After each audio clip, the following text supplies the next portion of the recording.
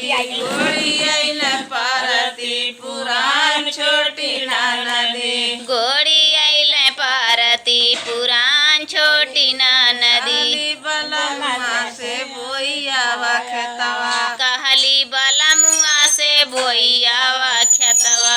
कहली बलमुआ से बोइयावा खेतवा। कहली बलमुआ से बोइयावा खेतवा। आइल चाकवा पुराण छोटी नदी। बोई आइल चाकमर पुराण छोटी नदी।